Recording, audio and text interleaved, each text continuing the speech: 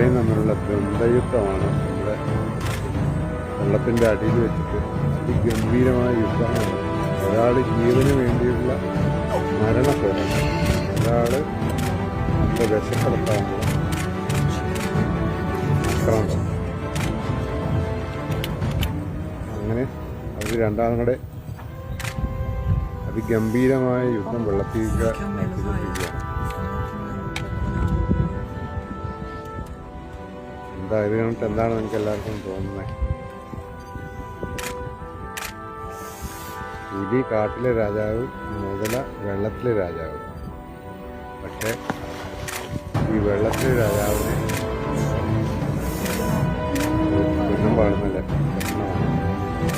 അങ്ങനെ മുതലയും കൊണ്ട് അവൻ കരയെ കയറി അവനെ പുലിയുടെ വിശപ്പ് മാറ്റാനുള്ള എല്ലാ പരിപാടികളും നടത്തിക്കൊണ്ടിരിക്കുക.